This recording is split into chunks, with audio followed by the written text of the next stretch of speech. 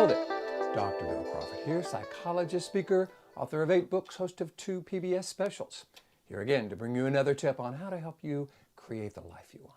Specifically, how to use my life from the top of the mind philosophy to bring more clarity, confidence, creativity into everything you do. Today I want to talk about dealing with difficult people, but specifically in a way that speaks to how they trigger us and what we can do about it.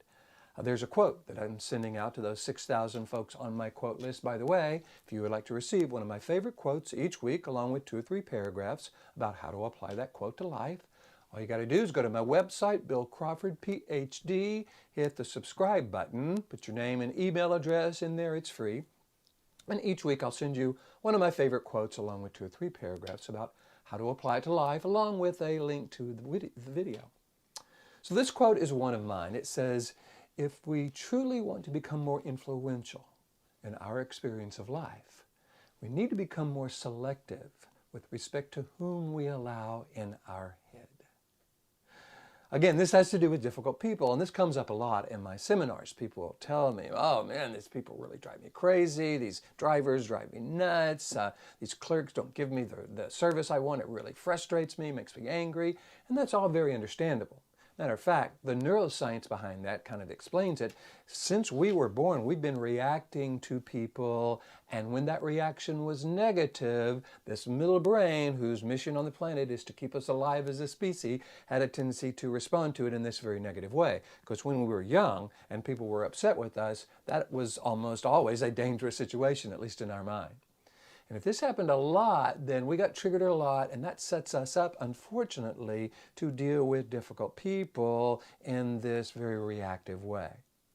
The challenge, however, I think, is to just look at it from a neuroscience perspective. Again, for those of you who follow my life from the top of the mind philosophy, you know that that's how I like to look at life and becoming more influential in our experience of life. If indeed this middle brain is interpreting difficult people as dangerous when they're really not, then what we want to do is influence that interpretation. In order to do that, we've got to be aware of what's happening and why it's happening. So if we can get really clear that the reason we respond to certain types of difficult people is because this middle brain is interpreting them as dangerous, then that can be very helpful, because then we can decide, okay, are they truly dangerous? You know, if we're talking about some driver who isn't driving the way we want them to be, or some clerk that doesn't give us the service we want, that's really not dangerous.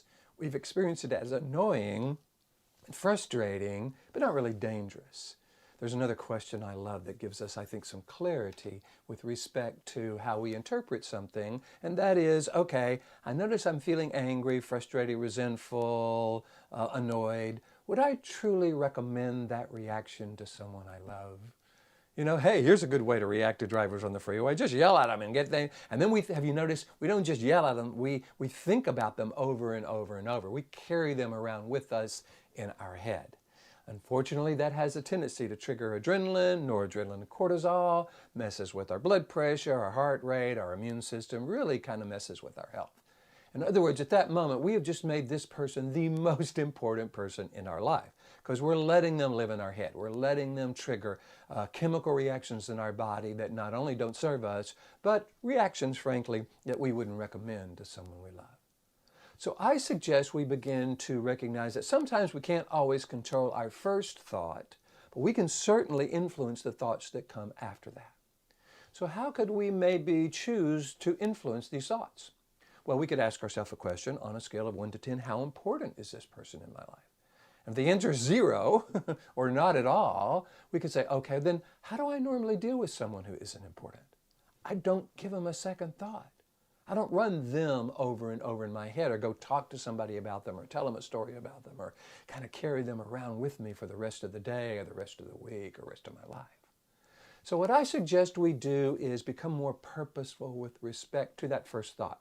Is it a thought we want to feed? Is it a thought we want to change? Would we recommend this thought and this reaction to someone we love? If so, terrific. If it's a dangerous situation and we need to either fight this situation or flee from it in order to be safe, hey, that makes perfect sense. That's what the middle brain's for.